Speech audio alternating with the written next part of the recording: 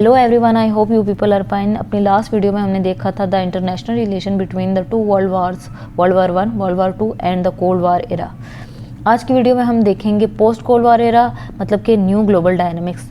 1991 में cold war era ख़त्म हो गया था। इसकी वजह से क्या हुआ था, सोवियत यूनियन डिसइंटीग्रेट हो गई थी, जिसकी वजह से मेजर शिफ्ट आया था ग्लोबल पॉलिटिक्स में। यूएसए जो था वो सोल सुपर पावर बन गया था। नई थ्योरीज इमर्ज हुई थी जो एक्सप्लेन करती थी चेंजिंग वर्ल्ड ऑर्डर को। इस पीरियड ने नए नए डिबेट्स देखे, जैसे आइडियोलॉजी हो गया, टेररिज्म हो गया, ग्लोबलाइजेशन हो गया और पावर स्ट्रक्चर हो गया। फ्रांसिस फुकुयामा इसी बारे में ये लिखते हैं 1992 में, इस चीज़ को डिक्लेयर करते हुए कहते हैं, what we may be witnessing is the end of history as such, the end point of mankind's ideological evolution. End of history क्या है? फ्रांसिस फुकुयामा ने 1992 में ये कॉन्सेप्ट दिया था। फुकुयामा कहते हैं कि लिबरल डेमोक्रेसी और फ्री मार्केट जो है उन्होंने कामयाबी पा ली थी ह्यूमन गवर्नेंस पे। कम्युनिज्म जो है वो कोलैप्स हो गई थी। उनका मानना ये था कि कोई भी आइडियोलॉजी डेमोक्रेसी को चैलेंज नहीं कर सकती और जो आइडियोलॉजिकल कॉन्फ्लिक्ट्स हैं उनका एंड हो जाएगा। की आइडियाज़ क्या थे फ्रांसिस फुकुयामा के एंड ऑफ हिस्ट्री के? सबसे पहला की आइडिया ये था कि डेमोक्रेसी और कैपिटलिज्म डोमिनेट करेंगे। दूसरा की आइडिया ये था कि जो मेजर आइडियोलॉजिकल कॉन्फ्लिक्ट्स होंगे वो मज़ीद हिस्ट्री को शेप नहीं कर सकेंगे। तीसरा की आइडिया ये था कि दुनिया मूव करेगी toward a more peaceful cooperation under the democratic governance. अब क्रिटिसिज्म क्या थी एंड ऑफ हिस्ट्री पे? सैमुअल हंटिंगटन कि क्लैश ऑफ सिविलाइजेशन जो उन्होंने कॉन्सेप्ट दिया था 1996 में, वो कॉन्सेप्ट इस चीज़ को अपोज कर रहा था, इनके view of and of history को अपोज कर रहा था। वो कहते हैं कि जो कल्चरल और रिलीजियस कॉन्फ्लिक्ट हैं वो रिप्लेस करेंगे आइडियोलॉजिकल स्ट्रगल्स को। सेकेंडली, हमारे पास जो पोस्ट कोल्ड वार एरा है न्यू ग्लोबल डायनामिक्स का, इसकी फ्यूचर है क्लैश ऑफ सिविलाइजेशन। अच्छा, एंड ऑफ हिस्ट्री हमने देख लिया, फ्रांसिस फुकुयामा ने दिया था 1992 में। अब हम देखते हैं क्लैश ऑफ सिविलाइजेशन जो सैमुअल हंटिंगटन ने 1996 में दिया था। हंटिंगटन क्या कहते हैं, रिजेक्ट करते हैं फुकुयामा की इस ऑप्टिमिज्म को, और वो कहते हैं कि जो फ्यूचर कॉन्फ्लिक्ट हैं वो जो हैं ड्राइव होंगे कल्चर और रिलीजियस आइडेंटिटी से, ना कि आइडियोलॉजी से। जो कि सिविलाइजेशनल डिवाइड है उनके मुताबिक सबसे पहले ये है कि western civilization versus Islamic civilization. Western civilization मतलब यूरोप और यूएसए आ गया वर्सेस इस्लामिक सिविलाइजेशन। पहला की डिवाइड ये हो गया। दूसरा की सिविलाइजेशन डिवाइड ये है western civilization versus Confucian civilization. Confucian civilization में चाइना और ईस्ट एशिया आ जाते हैं। तीसरा जो डिवाइड है वो ये है इंटर सिविलाइजेशनल कॉन्फ्लिक्ट्स। अच्छा, इसमें सुन्नी शिया डिवाइड है इस्लाम में, ठीक है। ये तीन हमारे पास मेजर सिविलाइजेशनल डिवाइड्स हो गए। रेलिवेंस क्या है? 9/11 अटैक्स जो 2001 में हुए थे वो इस थ्योरी को लागू करते हैं। वो ये किस तरह से कि टेररिज्म जो है वो लिंक करती है रिलीजियस एक्सट्रीमिज्म से। दूसरी रेलिवेंस ये है कि जो वेस्ट वर्सेस चाइना और रशिया राइवलरी है वो रिफ्लेक्ट करती है कल्चरल आइडियोलॉजिकल डिवीजन्स को। हंटिंगटन इसी बारे में लिखते हैं, the great divisions among human kind and the dominating source of conflict will be cultural. अच्छा, तीसरा हमारे पास जो है पोस्ट कोल्ड वार एरा का मतलब कि न्यू ग्लोबल डायनामिक्स का फ्यूचर, वो है terrorism in the post cold war world.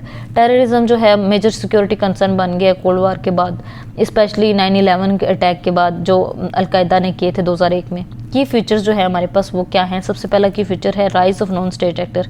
Non state actors क्या हैं? जैसे ग्रुप्स हो गए, अलकायदा हो गया, ISIS हो गया, और इसके बाद तालिबान हो गया। इन्होंने रिप्लेस कर दिया स्टेट सेंट्रल कॉन्फ्लिक्ट्स को। दूसरा की एस्पेक्ट ये है terrorism in the post cold war world का कि US वॉर ऑन टेरर जो 2001 से अभी तक है। US ने लॉन्च की थी वॉर्स अफगानिस्तान में और ईरान में ताकि वो लड़ सकें दहशतगर्दी से। तीसरा की एस्पेक्ट ये है shift in security policy. Shift कैसे है? इंटेलिजेंस से, काउंटर टेररिज्म स्ट्रेटजीज से और ड्रोन वॉरफेयर जो है, ये तीनों चीज़ें बहुत डोमिनेंट हो गई हैं। जॉर्ज W बुश 2001 में उनकी ये स्टेटमेंट दी है उन्होंने, either you are with us और you are with the terrorist. ये था हमारे पास terrorism in the post cold war world. चौथा की फ्यूचर ये है पोस्ट कोल्ड वार वर्ल्ड का globalisation, the interconnected world. Globalisation तेज़ी से फैली, टेक्नोलॉजी आई, फाइनेंस हुआ, ट्रेड आई, इन सब चीज़ों ने ना दुनिया को बहुत ज़्यादा इंटरडिपेंडेंट कर दिया। अब ग्लोबलाइजेशन की फीचर्स क्या हैं? इकोनॉमिक इंटरडिपेंडेंस है। इकोनॉमिक इंटरडिपेंडेंस कैसे है? ग्लोबल ट्रेड हो रही है और इंस्टीट्यूशन जैसे इकोनॉमिक इंस्टीट्यूशन हैं, IMF हो गया, international monetary fund, world bank हो गया और वर्ल्ड ट्रेड ऑर्गेनाइजेशन हो गया, ये तेज़ी से फैली हैं। दूसरा की फ्यूचर ये है कि कल्चर ग्लोबलाइजेशन हो गई है। कल्चर ग्लोबलाइजेशन कैसे हुई है? जो वेस्टर्न कल्चर है वो तेज़ी से फैल रहा है through media, through fashion, through technology. तीसरा एस्पेक्ट ये है कि टेक्नोलॉजी एंड कम्युनिकेशन, जो इंटरनेट और सोशल मीडिया है ना, उसने बहुत ज़्यादा ग्लोबल कनेक्टिविटी को इंक्रीज़ कर दिया है। क्रिटिसिज्म क्या है कि इकोनॉमिक इनइक्वालिटी बहुत ज़्यादा हो रही है, मतलब कि रिच वर्सेस पुअर नेशन हो रही हैं। दूसरा क्रिटिसिज्म क्या हो रहा है? ग्लोबलाइजेशन की वजह से लोकल कल्चर का लॉस हो रहा है due to western dominance. Joseph Stiglitz economist में ये लिखते हैं, globalisation can be an opportunity but it must be manage wisely to avoid deep inequalities. पांचवा की एस्पेक्ट क्या है पोस्ट कोल्ड वॉर एरा का? वो है यूनिपोलैरिटी, मतलब कि the US as the sole super power. After the cold war जो यूएस है वो इमर्ज करता है as the only global super power. इसकी वजह से क्या होता है? एक यूनिपोलर वर्ल्ड ऑर्डर आ जाता है। यूनिपोलैरिटी मतलब कि US as a sole super power world के की फीचर्स क्या है? सबसे पहला मल्टी मिलिट्री डोमिनेंस है। यूएसए जो है उसने बहुत ज़्यादा स्पेंड किया है डिफेंस पे, इतना स्पेंड किया है कि 10 कंट्री कंबाइनली इतना स्पेंड नहीं करती जितना यूएसए स्पेंड करता है। दूसरा ये है कि इकोनॉमिक लीडरशिप आ गई है। यूएस का डॉलर जो है वो डोमिनेट कर रहा है, वो ऐसे है ग्लोबल रिजर्व करेंसी बन गया है। तीसरा ये क्यों फ्यूचर है कि नेटो एक्सपेंशन हो रही है। जो नेटो का अलियांस है वो पूरे ईस्टर्न यूरोप में फैल गया है, जिसकी वजह से रशिया में टेंशन्स इंक्रीज़ हो रही हैं। यूनिपोलैरिटी को क्या क्या चैलेंजेस हैं? सबसे पहला चैलेंज है राइज ऑफ चाइना। चाइना की इकोनॉमिक और मिलिट्री ग्रोथ जो है वो यूएस की डोमिनेंस को बहुत चैलेंज कर रही है। दूसरा चैलेंज क्या है? रशिया की रिसर्जेंस।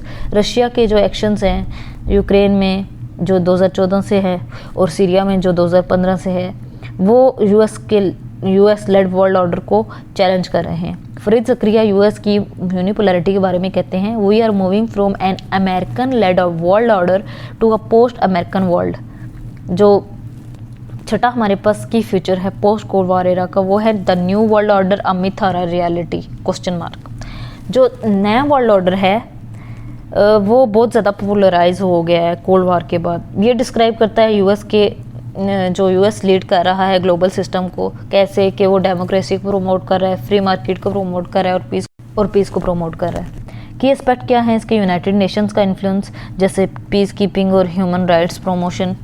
इसके अलावा सेकेंडली इंटरनेशनल इकोनॉमिक इंस्टीट्यूशंस हैं, जो इंटरनेशनल मॉनेटरी फंड है और वर्ल्ड बैंक ये है, ये दोनों इंस्टीट्यूट जो हैं वो ग्लोबल इकोनॉमिक पॉलिसीज़ को शेप कर रहे हैं। तीसरा ये है कि मल्टीपोलैरिटी राइज पे है, किस तरह से कि यूएसए जो है अभी भी पावरफुल है, लेकिन चाइना, रशिया और यूरोपियन यूनियन वो इमर्ज कर रही हैं as a new power centre.